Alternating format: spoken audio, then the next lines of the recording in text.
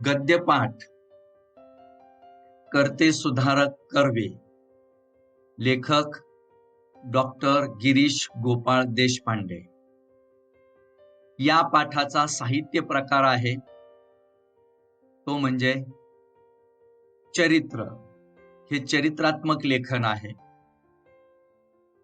त्याचप्रमाणे या पाठाचा गाभा घटक कोणता आहे किंवा कोणता गाभा घटक लक्षात घेऊन हा पाठ तुमच्या समोर ठेवलेला आहे तो म्हणजे भारतीय स्वातंत्र्य चळवळीचा इतिहास. त्याचप्रमाणे राष्ट्रीय अस्मिता जोपासण्यासाठी आवश्यक आशय. आपल्या देशाविषयी, आपल्या राष्ट्राविषयी आपल्याला अस्मिता असली पाहिजे, आपल्याला अभिमान असला पाहिजे. आणि तो अभिमान जोपासण्यासाठी या पाठातला आशय जो आहे, जो अर्थ सामावलेला आहे, तो खूप महत्वाचा आहे, तो आवश्यक आहे. त्याचप्रमाणे भारताचा सामाजिक सांस्कृतिक वारसा जोपासणं हा एक गाभा घटक या ठिकाणी खूप महत्वाचा आहे. त्याचप्रमाणे समता, लोकशाही व धर्मनिरपेक्षता, त्याचप्रमाणे स्त्री पुरुष समानता, सामाजिक अडसरांचं निर्मूलन, महिला व अन्य दुर्बल घटकांचं सबलीकरण, हे सर्व गाभा घटक लक्षात घेऊन हा पाठ तुमच्या समोर लेखकानं ठेवलेला आहे. या पाठातून कोणते मूल्य रुजवली जातात तुमच्यावर? ती म्हणजे संवेदनशीलता, सौजन्यशीलता, सर्व धर्म समभाव, राष्ट्रभक्ती आणि राष्ट्रीय एकात्मता ही मूल्य तुमच्यावर या पाठामधनं रुजवली जाणार आहेत. हा पाठ आपल्याला काय जीवन कौशल्य शिकवतोय? तो म्हणजे सहसंवेदना आणि सर्जनशील विचार म्हणजे नवविचार आपण स्वीकारला पाहिजे. ही जीवन कौशल्य साधारण आपल्याला हा पाठ शिकवतोय. आता हा पाठ प्रत्यक्ष सुरू करण्यापूर्वी या ठिकाणी आपल्याला काही गोष्टी लक्षात घेणं गरजेचं आहे.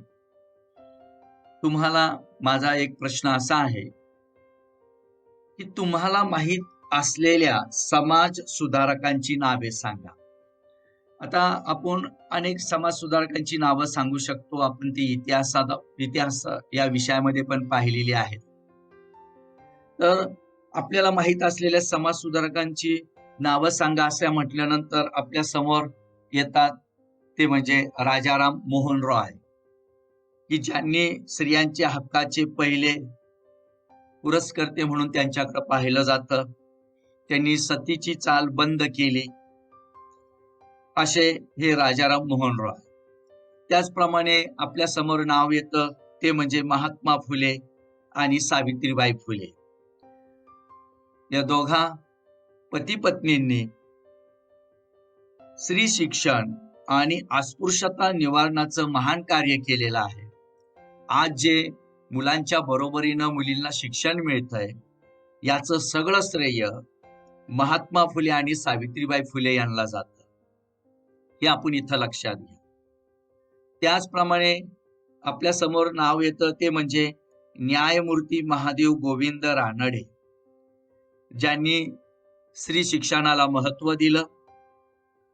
त्याचप्रमाणे विधवांचा पुनर्विवाह करण्यासाठी पुढाकार घेतला आणि जे काही समाजामध्ये बालविवाह होत होते त्याला प्रामुख्याने विरोध करण्याचा प्रयत्न केला. अशा पद्धतीने न्यायमूर्ती महादेव गोविंद रानडे यांनी समाजामध्ये समाज जागृती करून प्रामुख्याने या क्षेत्रामध्ये काम करण्याचा प्रयत्न केला. त्याचप्रमाणे पुढचं एक नाव येतं आपल्या समोर ते म्हणजे गोपाळ गणेश आगरकर. यांनी देखील मुलींच्या शिक्षणाबाबत सक्ती केली. मुलींना शिक्षण मिळालंच पाहिजे, मुलींनी शिक्षण घेतलं पाहिजे याचा त्यांनी सातत्यानं पुरस्कार केला, आग्रह धरलेला आपल्याला दिसून येतो. एवढंच नाही, समाजातल्या ज्या अनिष्ट म्हणजेच वाईट ज्या चालीरीती होत्या, ज्या प्रथा होत्या, त्या म्हणजे बालविवाह, कन्या विक्रिय निषेध म्हणजे या सगळ्या गोष्टीचा त्यांनी निषेध केला, या गोष्टीला त्यांनी विरोध केला. एवढंच नाही, ज्या स्त्रिया विधवा व्हायच्या त्या विधवांच्या केशोपनाची जी विद्रूप चाल होती ती कायद्यानं त्यांनी बंद करण्याचा प्रयत्न केला. असे हे गोपाळ गणेश आगरकर. त्याचप्रमाणे आपल्या समोर अजून एक नाव येतं, ते म्हणजे महर्षी विठ्ठल रामजी शिंदे आणि त्यांच्या भगिनी म्हणजे त्यांची बहीण म्हणजे जनाबाई शिंदे यांनी देखील मोठ्या प्रमाणात समाजामध्ये अस्पृश्यता निवारण्याचं काम केलं. अस्पृश्य स्त्रियांची सर्व सेवा शुश्रूषा करण्याचं त्यांनी काम केलं. असं हे अनेक समाजसुधारकांची आपल्याला नावं घेता येतील, त्यांचं कार्य आपल्याला सांगता येईल. त्याचप्रमाणे आपल्याला नाव घेता येईल ते म्हणजे राजर्षी शाहू महाराजांचं. त्यांनी देखील समाजामध्ये असणारी वर्ण व्यवस्था मोडून काढण्याचा प्रयत्न केला, ती गाडण्याचा प्रयत्न केला. एवढंच नाही तर प्राथमिक शाळा, वसतिगृह प्रामुख्यानं त्यांनी सुरू केली आणि महत्वाचं म्हणजे बालविवाहाला आळा घालण्याचाही त्यांनी प्रयत्न केला त्यांच्या काळामध्ये.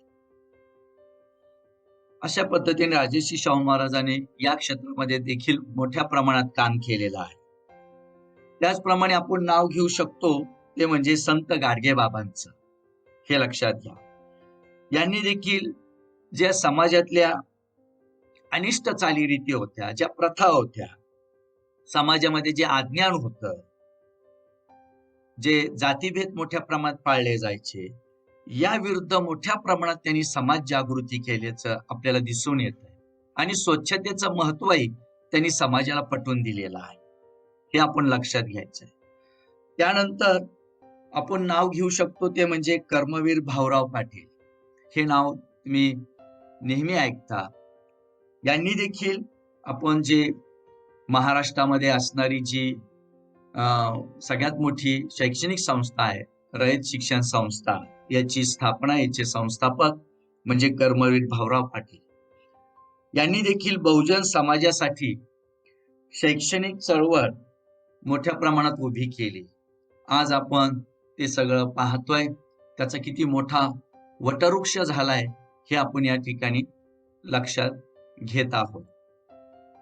त्याचप्रमाणे ज्यांच्याकडे स्त्री जीवनाचे उद्धारकर्ते म्हणून पाहिलं जातं, असे श्रेष्ठ समाज सुधारक ज्यांचं नाव आदरानं घेतलं जातं, असे धोंडो केशव कर्वे उर्फ अण्णासाहेब कर्वे उर्फ महर्षी कर्वे यांच्या जीवन व कार्याचा परिचय लेखक शिरीष देशपांडे यांच्या कर्ते सुधारक कर्वे या पाठातून आपल्याला लक्षात घ्यायचा आहे. आणि तो पाठ आता आपण पाहणार आहोत की कर्ते सुधारक कर्वे यांनी देखील अशा या समाज सुधारकांसारखं अनेक समाजात जे समाज सुधारक होऊन गेले त्यांच्यासारखंच महर्षी कर्वे यांनी देखील कोणतं महान कार्य केलं समाजासाठी, ते या पाठातून आपण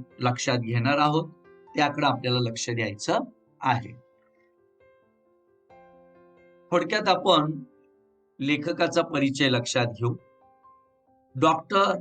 या पाठाचे लेखक डॉक्टर शिरीष गोपाळ देशपांडे, जन्म 1952, प्रसिद्ध कवी आणि लेखक. इस्पिलॉन ए सखे ए, स्वातंत्र्याचे मृत्यूपत्र या नावाचे त्यांचे कविता संग्रह प्रसिद्ध आहेत. राजा शहाजी ही महाकादंबरी त्यांनी लिहिलेली आहे. त्याचप्रमाणे शिवछत्रपती ही पटकथात्मक कादंबरी देखील त्यांनी लिहिलेली आहे.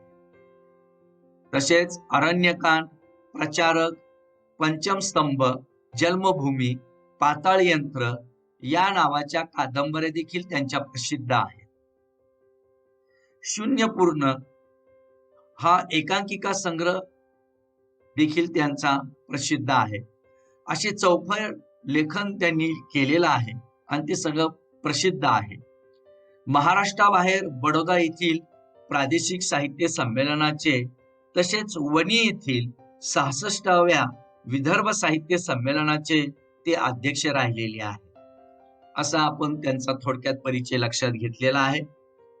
पाठ सुरू करण्यापूर्वी या ठिकाणी एक गोष्ट लक्षात घ्या की महर्षी कर्वे म्हणजेच धोंडो केशव कर्वे हे नाव समाजसेवक म्हणून चिरस्मरणीय आहे. कर्वे यांनी आपली सर्व कार्यशक्ती स्त्री शिक्षणावर केंद्रित केलेली होती. त्यांनी महिला विद्यापीठ ही जी कल्पना आहे ती कल्पना मूर्त रूपात म्हणजे प्रत्यक्षात साकार करण्याचा त्यांनी प्रयत्न केला. समाजासाठी केलेल्या एकूण महान कार्यासाठी त्यांना 1958 साली भारतरत्न हा सर्वोच्च नागरी पुरस्कार देऊन भारत सरकारने त्यांच्या कार्याचा गौरव केला. प्रस्तुत पाठात लेखकाने महर्षी कर्वे यांच्या व्यक्तिमत्वाचा आणि त्यांच्या कार्याचा परिचय करून आपणाला दिलेला आहे आणि तो आपण या ठिकाणी लक्षात घेणार आहोत. तर सर्वांनी क्रमिक पुस्तक समोर ठेवायचं आहे. पुस्तकात मी काही जे परिच्छेद वाचणार आहे ते लक्षपूर्वक त्या ठिकाणी ऐकायचे, समजून घ्यायचे आणि मग प्रश्नोत्तर पद्धतीने तो परिच्छेद आपण समजून घेऊ, आकलन करून घेऊ. त्या दृष्टीने सर्वांनी समोर क्रमिक पुस्तक ठेवावं. आता सुरुवातीला आपण पान नंबर 48 वरती सलग 2 परिच्छेदांचं आपण वाचन करणार आहोत आणि मग नंतर आपण प्रश्नोत्तर पद्धतीने ते दोन्ही परिच्छेद समजून घेणार आहोत. तर सर्वांनी पुस्तकामध्ये लक्ष द्यायचं आहे. पाठ 13वा, कर्ते सुधारक कर्वे, लेखक डॉक्टर शिरीष गोपाळ देशपांडे. परिच्छेद पहिला, लक्ष द्यायचं आहे. रेडिओवर रात्रीच्या बातम्यात आले होते की भारतरत्न महर्षी धोंडो केशव कर्वे यांचे वयाच्या 105व्या वर्षी निधन झाले. माझ्या आजोबांचे डोळे टिचले. कळत्या वयात जाणू लागले की नातेवाईक नसलेले गृहस्थ 105व्या वर्षी जाऊन सुद्धा त्यांच्यासाठी डोळे भरून येत असतील तर त्यांचं कार्य खूपच मोठे असले पाहिजे. स्वातंत्र्य समराच्या ऐन धुमाळीच्या काळात म्हणजे 18 एप्रिल 1858 रोजी महर्षी कर्वे यांचा जन्म झाला. नंतर 15 ऑगस्ट 1947 रोजी राष्ट्रीय स्वातंत्र्यही त्यांच्या डोळ्यादेखत कमावले गेले. पण स्वातंत्र्य केवळ राष्ट्रीय मिळून भागत नाही, स्वातंत्र्य संपूर्णच हवे असते हे त्यांना आधीपासून जाणवत होते. या देशातली स्त्री गुलाम आहे. राष्ट्रीय स्वातंत्र्य म्हणजे देशाला स्वातंत्र्य कमावल्यावर सुद्धा ती गुलामच राहील हे त्यांना दिसत होते. तिला स्वतंत्र व्हायचे असेल तर तिला भान यायला हवे की आपण गुलाम आहोत आणि हे भान शिक्षणाशिवाय येऊ शकत नाही. मात्र खुद्द भारतीय स्त्रीवर संस्कारच असे होते की ती आपल्या गुलामीला दागिना मानत असे. आपल्या समाजात स्त्रीचे स्थान देवीचे आहे असे भासवले जात असेलही, पण तिला शूद्रातिशूद्र समजून तिचा प्रछन्न छळच केला जाईल. सबब तिने शिक्षित व्हायला पाहिजे हे कर्व्यांना ठामपणे वाटत होते. तथापि हे कार्य अतोनात कठीण आहे हे त्यांना दिसत होते. स्त्रीने स्वातंत्र्य कमवावे असे वाटणे म्हणजे खडकावर डोके आपटण्यासारखे होते. शांत सोशिकपणे सहिष्णु वृत्तीने राहिलो तर हे असे धराव्रत परिपूर्ण होऊ शकेल याची त्यांनी खुणगाड बांधली. सावकाश तरी हमखास हे कार्य करणे गरजेचे होते. नुसत्या अडीअडचणी येतील असे नव्हते. संपूर्ण समाजाविरुद्ध विद्रोह करावा लागणार होता. असे केले तर समाज आपल्याला गिळून टाकायला येईल हे कळत होते. आता हे इथपर्यंत आपण जे वाचलंय हे दोन्ही परिच्छेद हे आपल्याला प्रश्नोत्तर पद्धतीने लक्षात घ्यायचे आहेत. त्या दृष्टीने आपण लक्ष द्यायचं आहे. या पहिल्या परिच्छेदावर माझा पहिला प्रश्न असा आहे, रेडिओवर कोणती बातमी आली होती? किंवा हा प्रश्न असाही विचारला जातो की माझ्या आजोबांचे डोळे का टिचले असं लेखक म्हणतात. इथं आता डोळे टिचणे हा वाक्प्रचार आहे. तो लिहून घे जा. असे वाक्प्रचार कठीण शब्दाचे अर्थ लिहित चला. डोळे टिचणे म्हणजे डोळे भरून येणे. हा एक वेगळा वाक्प्रचार आपल्या समोर आलेला आहे. पहा, लक्षात घ्या. प्रश्न काय?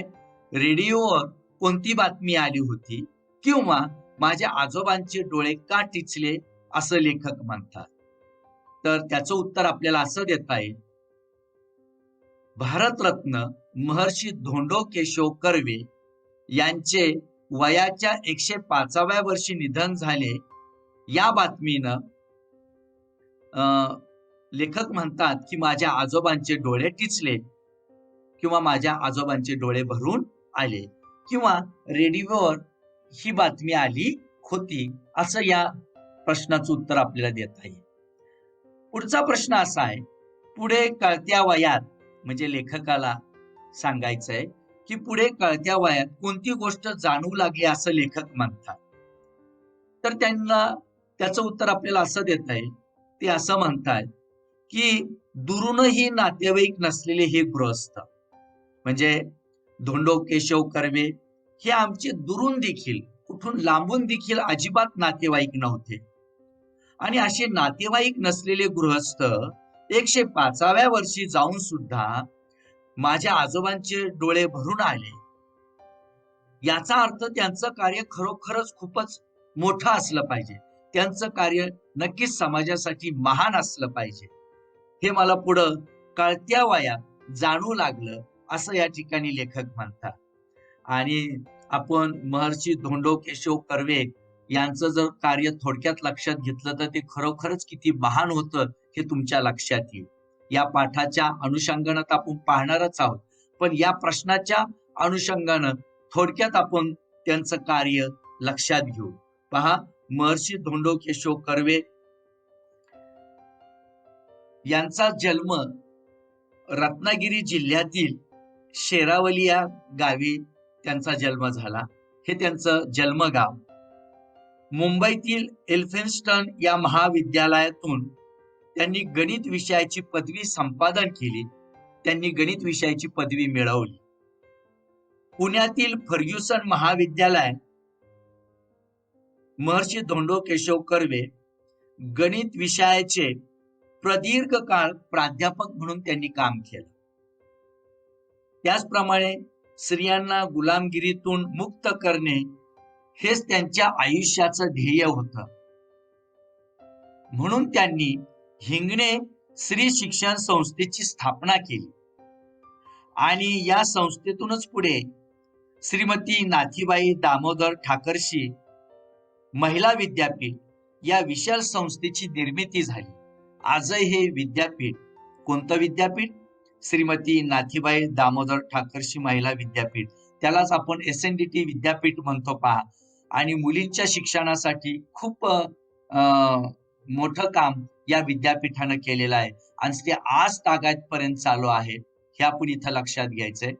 आजही या विद्यापीठाने खूप मोठं नाव कमवलेलं आहे. या विशाल संस्थेची त्यांनी निर्मिती केली. स्त्रियांसंबंधी अनेक अनिष्ट रूढींना, अनेक वाईट रूढींना त्यांनी कडाडून विरोध केला. त्याचप्रमाणे विधवा पुनर्विवाह चळवळीचे ते खंदे पुरस्कर्ते होते. एवढंच नाही तर बालविवाह, जरट कुमारी विवाह, केशवपन यासारख्या स्त्रियांवर अन्याय करणाऱ्या प्रथांना त्यांनी मोठ्या प्रमाणात विरोध केला. त्याचप्रमाणे कर्वेंनी अनाथ बालिकाश्रम आणि विधवा विवाह प्रतिबंध निवारक मंडळ अशा संस्थांची देखील स्थापना केली. त्यांच्या या महान कार्याचा सन्मान म्हणून भारत सरकारने त्यांना भारतरत्न ही पदवी बहाल केलेली आहे. असं आपण एक या प्रश्नाच्या अनुषंगाने त्यांचा कार्याचा आढावा आपण घेतलेला आहे. आता पुढचा प्रश्न असा आहे, महर्षी कर्वे यांचा जन्म कधी झाला? तर याचं उत्तर आपल्याला देता येईल त्या दुसऱ्या परिच्छेदाच्या आधारे, ते म्हणजे स्वातंत्र्य समराच्या ऐन धुमाळीत. आता स्वातंत्र्य समर म्हणजे काय? युद्धाच्या ऐन धुमाळीमध्ये, स्वातंत्र्य समराच्या म्हणजेच युद्धाच्या ऐन धुमाळीच्या काळात, म्हणजेच 18 एप्रिल 1858 रोजी महर्षी कर्वे यांचा जन्म झालेला आहे. पुढचा प्रश्न असा की आपण राष्ट्रीय स्वातंत्र्य कधी कमावले? आता राष्ट्रीय स्वातंत्र्य, राष्ट्रीय म्हणजे देशाचं स्वातंत्र्य, आपण आपलं राष्ट्रीय स्वातंत्र्य म्हणजे देशाचं स्वातंत्र्य कधी कमावले, कधी मिळवले? तर महर्षी कर्वे यांच्या डोळ्या देखतच म्हणजे 15 ऑगस्ट 1947 रोजी आपण आपल्या देशाला स्वातंत्र्य मिळवलं किंवा ते स्वातंत्र्य कमावलं. मग पुढचा प्रश्न असा आहे की स्वातंत्र्याच्या बाबतीत महर्षी कर्वे यांना कोणती गोष्ट आधीपासून जाणवत होती? तर त्याचं उत्तर आपल्याला असं देता येईल की स्वातंत्र्य केवळ राष्ट्रीय मिळून भागणार नाही, नुसतं देशाला स्वातंत्र्य मिळून भागणार नाही, तर स्वातंत्र्य हे संपूर्ण हवे, म्हणजे देशातल्या सर्व घटकाला ते स्वातंत्र्य मिळालं पाहिजे किंवा जे काही स्वातंत्र्य मिळालंय या देशाला ते सर्व घटकांपर्यंत पोहोचलं गेलं पाहिजे, हे महर्षी कर्वे यांना आधीपासूनच जाणवत होतं. हे लक्षात घ्या. म्हणून तुमच्या पाठाखालचा प्रश्न असा आहे की महर्षी कर्वे यांना अपेक्षित असलेले स्वातंत्र्याचे प्रकार कोणते? काय प्रश्न आहे पहा तुमच्या पाठाखाली, महर्षी कर्वे यांना अपेक्षित असलेले स्वातंत्र्याचे प्रकार कोणते? तर एकूण 2 प्रकार होते त्यांना अपेक्षित असलेले स्वातंत्र्याचे. पहिला प्रकार म्हणजे राष्ट्रीय स्वातंत्र्य, म्हणजे हे देशाला स्वातंत्र्य मिळालं पाहिजे, हा पहिला प्रकार. आणि दुसरं म्हणजे संपूर्ण स्वातंत्र्य. संपूर्ण म्हणजे काय? तर देशातल्या सर्व घटकाला स्वातंत्र्य मिळालं पाहिजे, हे लक्षात घ्या. मग तो घटक कोणताही असो, स्पृश्य अस्पृश्य, कुठलाही जातीभेद न करता किंवा स्त्री पुरुष असा भेद न करता सर्वांना सारखंच समान पातळीवर स्वातंत्र्य मिळालं पाहिजे, हा विचार त्या ठिकाणी महर्षी कर्वे यांचा होता. म्हणजे असे हे त्यांना स्वातंत्र्य अपेक्षित होतं 2 प्रकारचे, एक म्हणजे राष्ट्रीय स्वातंत्र्य म्हणजे देशाला स्वातंत्र्य, आणि दुसरं म्हणजे संपूर्ण स्वातंत्र्य म्हणजे देशातल्या सर्व घटकाला स्वातंत्र्य मिळणं अपेक्षित होतं. हे आपल्याला त्याचं उत्तर देता येईल. पुढचा प्रश्न असा आहे, महर्षी कर्वे यांना कोणती गोष्ट स्पष्ट दिसत होती? तर ती कोणती दिसत होती? पहा, या भारत देशातली स्त्री ही गुलाम आहे. राष्ट्रीय म्हणजे देशाला स्वातंत्र्य मिळाल्यावर सुद्धा ती गुलामच राहील, तिला स्वातंत्र्य मिळणार नाही. हे कर्वे यांना स्पष्ट दिसत होतं, स्पष्ट जाणवत होतं. आपल्या भारत देशाची सामाजिक परिस्थिती लक्षात घेता त्यांच्या लक्षात येत होतं देशाला स्वातंत्र्य मिळेल, पण स्त्रियांना स्वातंत्र्य मिळेल की नाही या देशातल्या, त्यांना त्याच्या समोर प्रश्नचिन्ह वाटत होता. म्हणून त्यांनी हे 2 स्वातंत्र्य अपेक्षित ठेवलेले होते, हे आपण इथं लक्षात घ्यायचं. मग पुढचा प्रश्न असा आहे, स्त्रीला स्वातंत्र्य हवे असेल तर तिला कशाचं भान यायला हवे व ते भान कशाशिवाय येऊ शकत नाही असे कर्वे म्हणतात. इथं भान या शब्दाचा अर्थ आहे जाणीव. भान या शब्दाचा अर्थ आहे जाणीव. मग प्रश्न असा आहे, स्त्रीला स्वातंत्र्य हवे असेल तर तिला कशाचं भान, कशाची जाणीव तिला यायला हवी व ते भान किंवा ती जाणीव कशाशिवाय येऊ शकत नाही असे कर्वे म्हणतात. तर त्याचं उत्तर आपल्याला असं देता येईल की आपण पहा, आपण गुलाम आहोत याचं भान प्रथमतः त्या स्त्रीला यायला हवं. आपण गुलामगिरीमध्ये जीवन जगत आहोत याचं भान, याची जाणीव त्या स्त्रीला यायला हवी. याची जाणीव तिला व्हायला हवी व ते भान शिक्षणाशिवाय येऊ शकत नाही. हे लक्षात घ्या. कारण शिक्षण घेतल्यानंच आपल्याला कळतं योग्य काय, अयोग्य काय, चांगलं काय, वाईट काय, अनिष्ट काय, इष्ट काय, हे शिक्षणाशिवाय आपल्याला कळू शकत नाही. म्हणून प्रथमतः स्त्रियांनी शिक्षण घेतलं पाहिजे. समाजातल्या प्रत्येक स्त्रियांनी शिक्षण घेतलं पाहिजे आणि शिक्षण घेतल्याशिवाय त्यांना त्याचं भान येणार नाही, त्याची जाणीव होणार नाही की आपण गुलामगिरीमध्ये जीवन जगत आहोत. हे आपण लक्षात घ्या. म्हणून आपण गुलाम आहोत याचं भान यायला हवं आणि याची जाणीव व्हायला हवी व ते भान शिक्षणाशिवाय येऊ शकत नाही, असे कर्वे यांचं मत होतं. यातून त्यांची स्त्री शिक्षणाची धडपड लक्षात घेण्यासारखी आहे.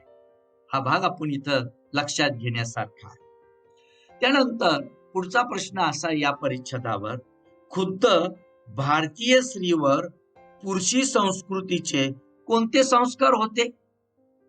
तर त्याचं उत्तर आपल्याला असं देता येईल. पहा, स्त्री आपल्या गुलामीला, म्हणजे गुलामी म्हणजे काय तर अन्याय, तर स्त्री आपल्या गुलामीला किंवा आपल्यावर होणाऱ्या अन्यायाला दागिना मानत असे, म्हणजे अलंकार मानत असे. म्हणजे स्त्री आपल्या गुलामीला दागिना मानायची, अलंकार मानायची. म्हणजे आपलं जीवन हे असंच आहे, आपल्याला असंच जीवन जगावं लागतंय, त्याच्यात ती भूषण मानायची. हे लक्षात घ्या. म्हणजे अशी ती सामाजिक परिस्थिती होती आणि अशा या सामाजिक परिस्थितीमध्ये या स्त्रियांनी शिक्षणाकडे वळावं, शाळेत जावं, उच्च शिक्षित व्हावं. हे काम किती कठीण होतं त्या परिस्थितीमध्ये, त्या तात्कालीन परिस्थितीमध्ये, हे आपल्या इथं लक्षात घेणं गरजेचं आहे. तर इथं दागिना या शब्दाचा अर्थ आहे अलंकार, भूषण या अर्थानं इथं लक्षात घ्यायचं आहे. पुढचा प्रश्न असा आहे या परिच्छेदावर, स्त्रीने शिक्षित व्हायला पाहिजे असं कर्व्यांना ठामपणे का वाटत होतं? तर त्याचं उत्तर आपल्याला असं देता येईल की आपण गुलामगिरीत जीवन जगतोय याचं भान येण्यासाठी, याची जाणीव होण्यासाठी स्त्रियांनी शिकलं पाहिजे असं कर्व्यांना ठामपणे वाटत होतं. कारण भारतीय स्त्रिया गुलामीला, म्हणजे त्या अन्यायकारक जीवन जगण्यालाच दागिना मानत होत्या, अलंकार मानित होत्या. स्त्रियांना समाजात देवीचं स्थान आहे असं फक्त समाजात भासवलं जायचं. हे लक्षात घ्या. प्रत्यक्षात मात्र त्या स्त्रीला शूद्रातिशूद्र समजून तिचा प्रछन्न असा छळ केला जायचा. हे लक्षात घ्या. प्रछन्न या शब्दाचा अर्थ आहे गूढ किंवा गुप्त किंवा लपून झाकून असा तिचा छळ केला जायचा. म्हणजे समाजात असं दाखवलं जायचं की स्त्रियांना आम्ही देवीसारखं मानतोय, तिला देवीसारखं मान सन्मान देतोय, तिला वागवतोय असं दाखवलं जायचंय. मात्र या स्त्रीचा प्रछन्न असा छळ केला जायचा, गूढ असा, गुप्त असा, लपून झाकून असा तिचा छळ केला जायचा. म्हणून स्त्रीनं शिक्षित व्हायला पाहिजे असं कर्व्यांना ठामपणे वाटत होतं. हे लक्षात घ्या. कारण या पुरुषी संस्कृतीमध्ये स्त्रियांच्या बाबतीमध्ये हे पुरुष समाजाला वेगळ्या पद्धतीने त्या ठिकाणी आम्ही वागवतोय, सन्मानानं वागवतोय असं दाखवलं जायचं. पण तसं प्रत्यक्ष वागवलं जात नव्हतं. हे इथं लक्षात घ्यायचं. या पुरुषी संस्कृतीमध्ये स्त्रियांच्या बाबतीत असं वागणं होतं, ते म्हणजे सोप्या भाषेत सांगायचं म्हणजे यांचे खायचे दात वेगळे होते आणि दाखवायचे दात वेगळे होते. अशी जी आपण उक्ती वापरतो ना, त्या पद्धतीने या पुरुषांचं वागणं होतं. हे आपण इथं लक्षात घ्यायचं. म्हणून स्त्रियांनी शिकलं पाहिजे, शिक्षित झालं पाहिजे, तरच त्या स्त्रीला कळेल की आपण अन्यायकारक असं जीवन जगतोय आपण गुलामगिरीचं जीवन जगतोय हे शिक्षणाशिवाय स्त्रियांना कळू शकत नव्हतं, हे कर्वेंनी जाणलेलं होतं. म्हणून स्त्रीने शिक्षित व्हायला पाहिजे असं कर्व्यांना ठामपणे त्या ठिकाणी वाटत होतं. या परिच्छेदावर पुढचा प्रश्न माझा असा आहे, अशा या भारतीय समाजात स्त्री शिक्षणाचं कार्य कर्वे यांना कसे वाटते? तर ही जी सामाजिक परिस्थिती आपण पाहिली की स्त्रियांचं जीवन म्हणजे चूल आणि मूल एवढ्या पुरतं मर्यादित होतं. स्त्रियांच्या शिक्षणाला मोठ्या प्रमाणात विरोध होता आणि अशा या भारतीय समाजात स्त्री शिक्षणाचं कार्य कर्वेंना अतोनात कठीण वाटत होतं.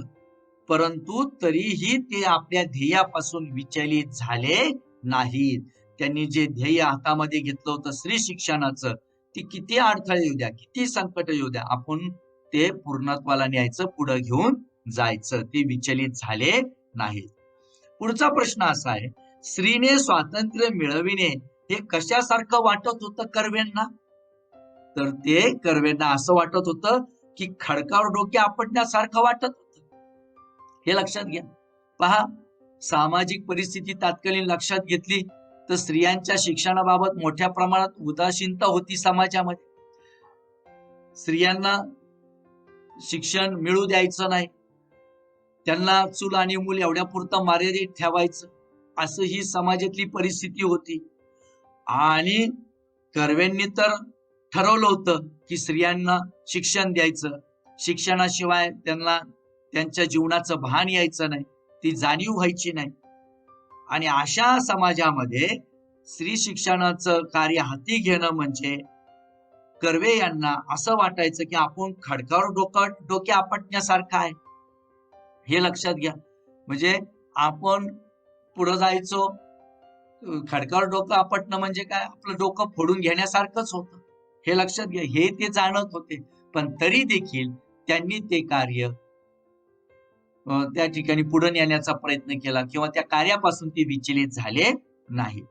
पुढचा प्रश्न असा आहे, तुमच्या धड्याखालचा प्रश्न आहे पहा, महर्षी कर्वे यांचे स्त्री स्वातंत्र्याबद्दलचे विचार स्पष्ट करा.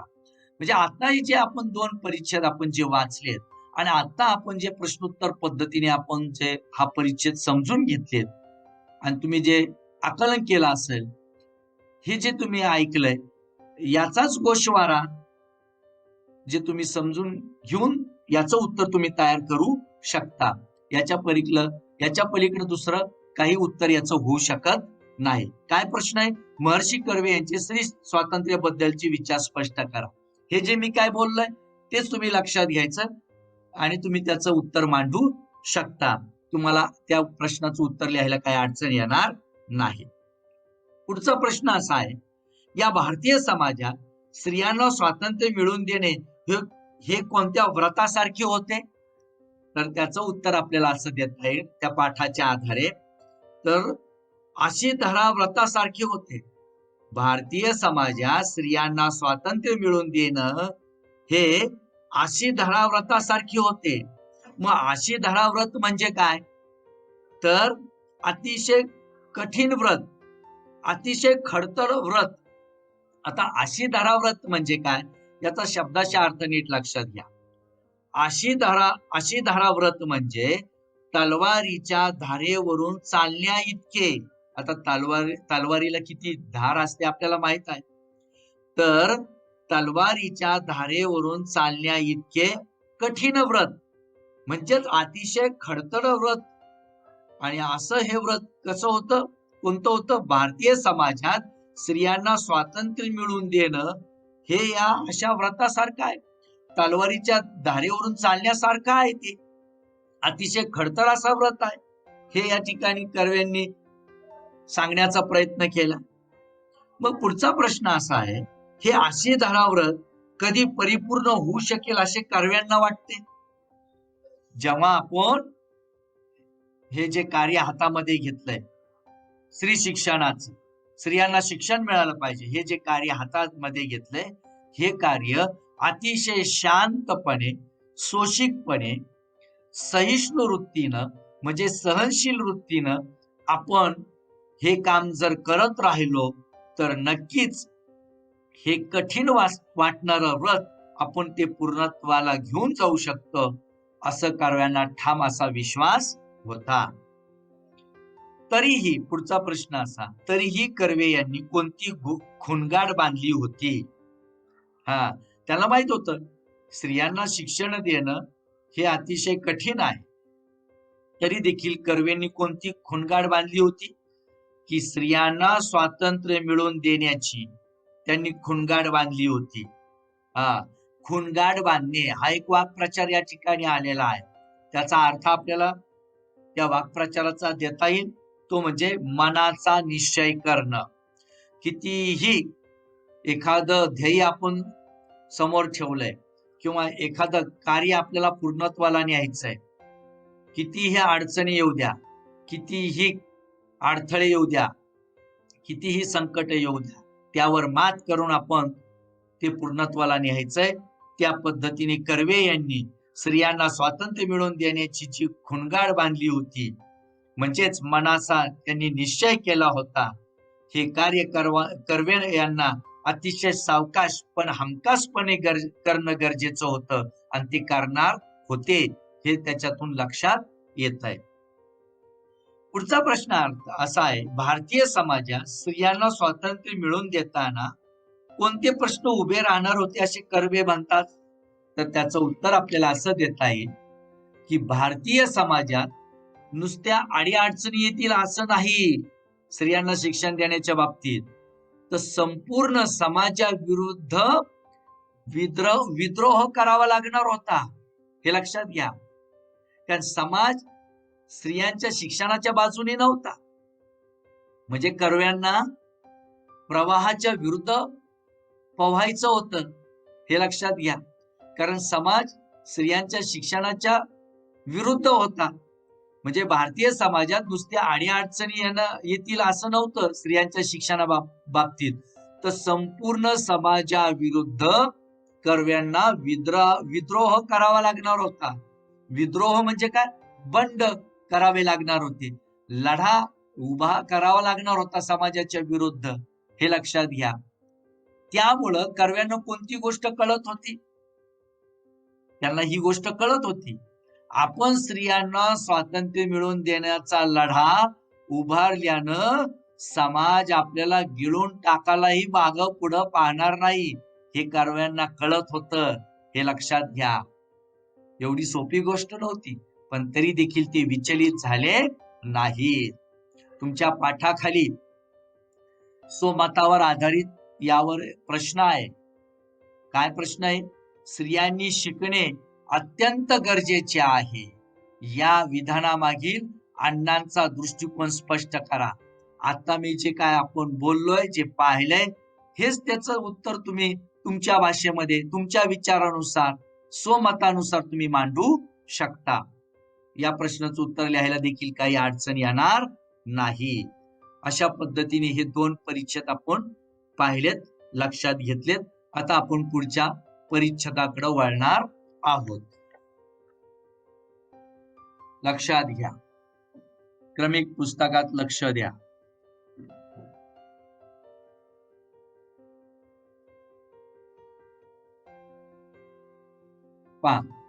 पंडिता रमाबाई यांचे जीवन चरित्र आणि ईश्वरचंद्र विद्यासागर यांचे जीवन कार्य यातून महर्षी कर्वे यांना हुरूप मिळाला.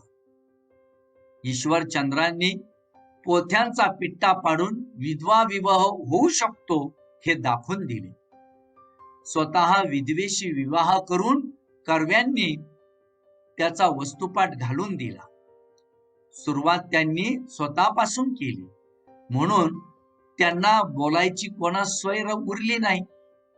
प्राध्यापक धोंडो केशव कर्वे हे कॉलेजात गणित शिकवत. विद्वत्तेचा ते महामेरू होते, त्यामुळं त्यांच्याशी वाद घालायला कोणी धजले नाही, कोणी धाडस केलं नाही. केवळ सत्पुरुषांचा छळ करावा एवढेच ऐतिहासिक कार्य तेव्हाच्या आज्ञ समाजाने केले, म्हणजे अज्ञानी समाजाने केले. या समाजाबद्दल महर्षी अण्णासाहेब कर्वे अर्थातच क्षमाशील होते. त्यांना छळवादी समाजवृत्तीचा आधीपासूनच अंदाज होता. समाजाने केलेल्या धक्काबुक्कीत अण्णासाहेबांचे कपडे फाटत. रोज त्यांना आपला शर्ट नाहीतर कोट जिथे फाटला तिथे शिवून घ्यावा लागत असे. फाटके कपडे ते वापरत नसत.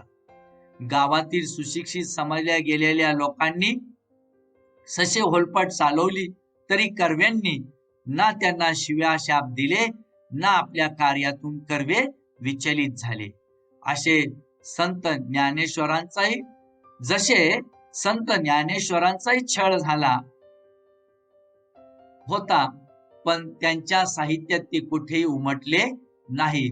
तसे कर्व्यांचे आचरण ज्ञानेश्वरांच्या कवितेसारखेच राहिले, हे या ठिकाणी आपण लक्षात घेतलं आहे. आता एवढा एक परिच्छेद लक्षात घेऊ. जेवढा मी वाचलाय त्याच्यावर प्रश्नोत्तर पद्धतीने आपण तो समजून घेऊ. आता या वाचलेल्या परिच्छेदावर माझा पहिला प्रश्न असा आहे, स्त्री शिक्षण किंवा स्वातंत्र्याचा लढा उभा करण्याचा हुरूप कर्वे यांना कोणाकडून मिळाला? म्हणजे जे कर्वेंनी स्त्री शिक्षणाचं कार्य हातामध्ये घेतलं होतं किंवा स्त्रियांना स्वातंत्र्य मिळालं पाहिजे हा जो लढा हातामध्ये घेतलेला होता किंवा स्वातंत्र्याचा लढा उभा करण्याचा जो हुरूप होता तो कर्वे यांना कोणाकडून मिळाला? तर तो मिळाला पंडिता रमाबाई आणि ईश्वरचंद्र विद्यासागर यांच्या कार्यातून कर्वे यांना स्त्री शिक्षण आणि स्वातंत्र्याचा लढा उभा करण्याचा हुरूप मिळाला, उत्साह मिळाला. आता तुमच्या पाठाखालचा प्रश्न आहे, महर्षी कर्वे यांची प्रेरणास्थाने कोणती? तर त्याचं उत्तर हेच आपल्याला द्यावं लागेल. महर्षी कर्वे यांचे प्रेरणास्थान कोण होते? पंडिता रमाबाई यांचं जीवन चरित्र आणि ईश्वरचंद्र विद्यासागर यांचं जीवन कार्य हेच महर्षी कर्वे यांचे प्रेरणास्थान होते. आता पंडिता रमाबाई या कोण होत्या ते थोडक्यात लक्षात घ्या. तर पंडिता रमाबाई यांनी मोठं समाजकार्य केलेलं आहे. त्यांनी परितक्त्या व विधवांच्या सर्वांगीण विकासासाठी समर्पित भावनेनं त्यांनी आपलं जीवन वेचलेलं आहे. परितक्त्या व विधवांच्या सर्वांगीण विकासासाठी समर्पित भावनेनं कार्यरत राहिलेल्या महाराष्ट्रातील थोर समाजसेविका म्हणजे या पंडिता रमाबाई. स्त्रियांच्या उद्धारासाठी पुणे या ठिकाणी त्यांनी आर्य महिला समाजाची स्थापना केली. भारतातील स्त्रियांची स्थिती व त्यातील बदलांच्या जाणीवांनी त्यांनी स्त्री धर्मनीती हे पुस्तक लिहिलं. मुंबई येथे बाल विधवांसाठी शारदा सदनची स्थापना केली. केडगाव जिल्हा पुणे म्हणजे पुणे जिल्ह्यातील केडगाव, तर या ठिकाणी त्यांनी मुक्ती सदनाची स्थापना केली. निराधार स्त्रियांची सेवा हे त्यांचं समर्पित जीवनाचं ध्येय होतं. 1919 साली त्यांच्या कार्याबद्दल त्यांना कैसर-ई-हिंद ही पदवी व सुवर्ण पदक त्यांनी मिळवलेलं आहे. हे थोडक्यात समाजासाठी त्यांचं कार्य किती होतं आणि या कार्यातूनच महर्षी कर्वे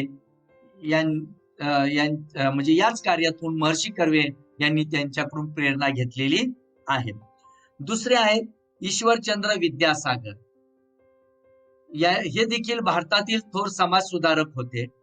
त्यांनी स्त्री शिक्षण आणि विधवा पुनर्विवाह यासाठी महत्वपूर्ण कामगिरी केलेली आहे.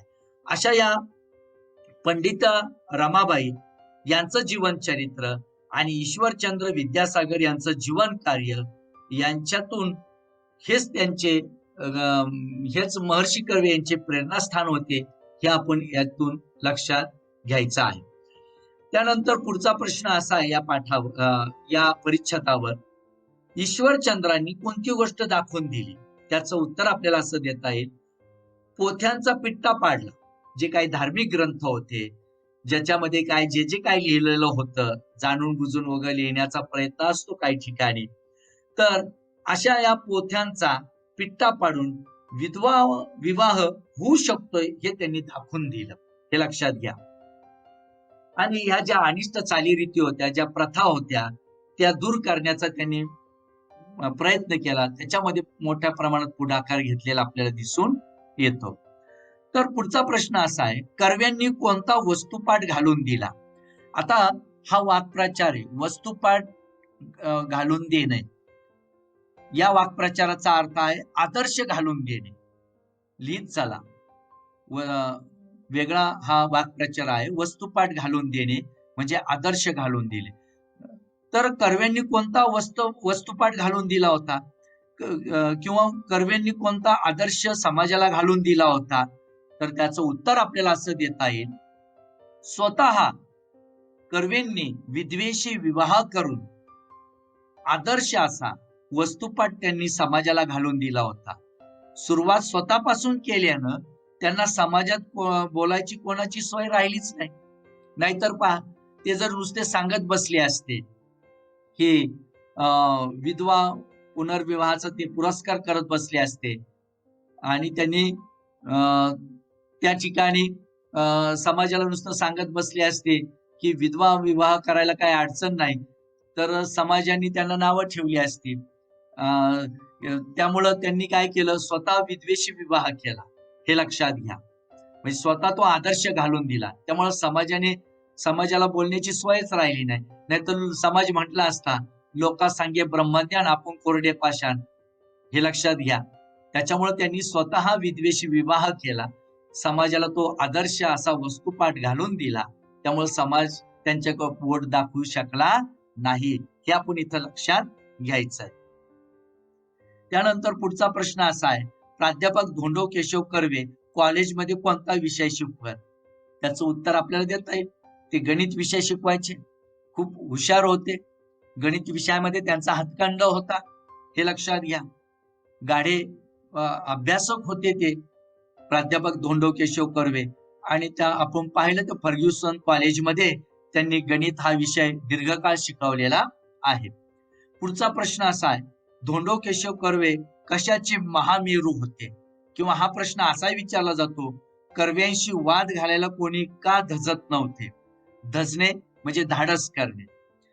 तर धोंडो केशव कर्वे हे विद्वत्तेचे महामेरू होते. आता महामेरू म्हणजे काय ते नीट लक्षात घ्या. महामेरू म्हणजे, पहा, या शब्दाचा नीट अर्थ समजून घ्या. पुराणात म्हणजे तुमच्या पूर्वीच्या काही गोष्टी जर आपण पाहिल्या तर पुराणामध्ये पृथ्वीचं वर्णन करताना 7 द्वीपे सांगितले जातात. पहा, पुन्हा सांगतोय, पुराणामध्ये पृथ्वीचं वर्णन करताना 7 द्वीपे सांगितली आहेत. त्यापैकी जम्बूद्वीपामध्ये केंद्रस्थानी मेरू हा पर्वत आहे. मेरू हा पर्वत आहे. हा पर्वत सोन्याचा असून त्यावर नेहमी देव राहतात असे पुराणात सांगितलेले आहे. याला धार्मिक ग्रंथामध्ये सांगितलेला आहे. आणि या मेरू पर्वतापेक्षाही महर्षी कर्वे मोठे होते. हे लक्षात घ्या, या मेरू पर्वतापेक्षाही महर्षी कर्वे मोठे असे अलंकारिक वर्णन इथं केलेलं आहे. म्हणून त्यांना विद्वत्तेचे महामेरू होते असं अलंकारिक भाषेत तिथं संबोधलेलं आहे. म्हणजे त्यांचं मोठेपण या ठिकाणी दाखवून देण्याचा प्रयत्न केलेला आहे. ही उपमा देऊन इथं फक्त एवढं लक्षात घ्यायचंय. पहा, पुढचा प्रश्न असा आहे, तेव्हाच्या आज्ञ समाजाने कोणते ऐतिहासिक कार्य केलं? उपरोधिक असा शब्द वापरला, ऐतिहासिक कार्य. पहा, तेव्हाच्या आज्ञ म्हणजे अडाणी समाजाने कोणते ऐतिहासिक कार्य केलं? तर सत्पुरुषांचा छळ केला. जे चांगला विचार समाजाला देत होते, ज्यांनी चांगलं जे समाजातल्या अनिष्ट वाईट चालीरीती होत्या त्या बंद करण्याचा प्रयत्न केला, अंधश्रद्धा थांबवण्याचा प्रयत्न केला, जातीभेद नष्ट करण्याचा प्रयत्न केला, असे जे सत्पुरुष होते, अशा सत्पुरुषांचा त्या काळातल्या आज्ञ समाजाने, त्या काळातल्या अडाणी समाजाने कोणतं ऐतिहासिक कार्य केलं असं उपरोधिकपणे म्हटलंय? तर त्या सत्पुरुषांचा त्यांनी छळच केला. तरीही अशा समाजाबद्दल महर्षी अण्णासाहेब कर्वे यांचं वर्तन कसं होतं, यांचं वागणं कसं होतं, तर ते क्षमाशीलच होतं. त्यांनी आपल्याला ज्यांनी ज्यांनी आपला छळ केला, ज्यांनी आपल्याला त्रास दिला, त्यांना महर्षी कर्वे यांनी क्षमाच केली. हे लक्षात घ्या. हे आपण इथं लक्षात घ्यायचंय. आणि आपल्याला माहित आहे त्या त्या तात्कालीन समाजामध्ये ज्यांनी ज्यांनी चांगलं महान कार्य केलंय त्यांना त्रास झालेलाच आहे. हे आपण इथं पाहिलंय. संत ज्ञानेश्वरांना देखील त्रास झालाय, त्यांना देखील वाळीत टाकलं होतं. हे आपण लक्षात घ्यायचंय. प्रत्येकाला त्रास झालाय. ज्यांनी महान कार्य केलंय समाजासाठी त्यांना त्रास झालेलाच आहे. तुम्हाला तर माहित आहे येशू ख्रिस्त यांना देखील त्रास झालाय. हे आपल्याला माहित आहे की ज्यांनी संपूर्ण जगाला शांतीचा संदेश दिला, प्रेमाचा संदेश दिला, अशा येशू ख्रिस्तांना देखील समाजानं त्रास दिला. हे आपण माहित आहे. त्याच्या विषयात मी जास्त बोलत नाही, मग त्याच्यात खूप वेळ जाईल. हे आपल्याला लक्षात येईल. तर महर्षी कर्वे यांना देखील अशा पद्धतीचा अनेक समाजातल्या घटकांनी त्रास दिला, तरी देखील ते त्यांच्या दृष्टीनं त्यांनी समाजशील वृत्तीच त्या ठिकाणी दाखवली, तसंच वर्तन त्यांनी दाखवलं. हे आपण इथं लक्षात घ्यायचं आहे. पुढचा प्रश्न असा आहे, कर्व्यांना आधीपासूनच कोणत्या गोष्टीचा अंदाज होता? त्यांना या गोष्टीचा अंदाज होता, या छळवादी समाज वृत्तीचा त्यांना अंदाज होता की आपण स्त्री शिक्षणाचं कार्य हाती घेतलं तर आपल्याला नक्कीच त्रास होणार आहे, आपला छळ होणार आहे. या छळवादी समाजवृत्तीचा त्यांना पूर्वीपासूनच अंदाज होता, तरी देखील ते आपल्या कार्यापासून विचलित झाले नाहीत. पुढचा प्रश्न असा आहे, महर्षी कर्वे यांचा समाजाने कसा छळ केला? महर्षी कर्वे यांचा समाजाने कसा छळ केला? तर या पाठाच्या आधारे आपल्याला उत्तर देता येईल. काय सांगता येईल? त्यांना समाजात त्यांना समाज धक्काबुक्की करायचा, त्यात त्यांचे कपडे फाटले जायचे.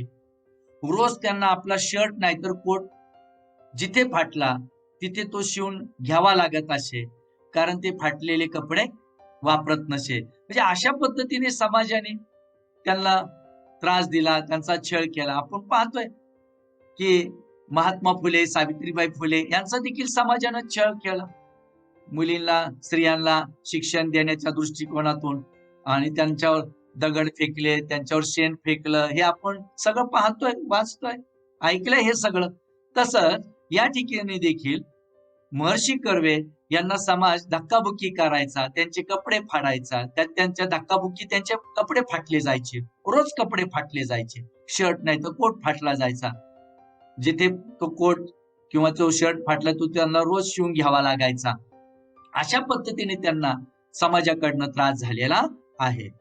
कर्व्यांचे आचरण संत ज्ञानेश्वरांसारखेच राहिले असं लेखक का म्हणतात? पहा, हे लक्षात घ्या. इथं आपण लक्षात घेतो, कर्व्यांचे आचरण संत ज्ञानेश्वरांसारखेच राहिले असं लेखक का म्हणतात? पहा, या प्रश्नाचं उत्तर आपल्याला असं देता येईल, छळवादी वृत्तीच्या सुशिक्षित लोकांनी कर्वे यांची सशी होलपट चालवली होती, त्यांचा त्रास चालवलेला होता, परंतु कर्व्यांनी त्यांना कधीही शिव्या शाप दिले नाहीत. तसेच कर्वे आपल्या कार्यापासूनही कधीच विचलित झाले नाहीत. समाज त्रास देतोय म्हणून त्यांनी आपलं कार्य सोडलं नाही. हे आपण लक्षात घ्यायचंय. त्यांनी स्त्री शिक्षणाचे म्हणजेच स्वातंत्र्याचं कार्य चालूच ठेवलं. जसं संत ज्ञानेश्वरांचाही समाजानं छळ केला, त्यांच्या समाजाने त्यांना बहिष्कृत केलं, त्यांच्यावर बहिष्कार टाकला. ज्ञानेश्वरांचा देखील समाजानं छळ केला, परंतु त्यांच्या साहित्यात, त्यांच्या वाङ्मयामध्ये त्यांनी त्याचे कुठलेही पडसाद त्यांनी उमटू दिले नाही, कुठेही त्यांनी शब्दबद्ध करून ठेवलं नाही. म्हणून लेखक म्हणतात की कर्व्यांचं आचरण, कर्व्यांचं वर्तन हे संत ज्ञानेश्वरांसारखेच होते. हे आपण इथं लक्षात घ्यायचंय. अशा पद्धतीने या ठिकाणी आपण थांबू. आता 9 वाजलेले आहेत जवळजवळ.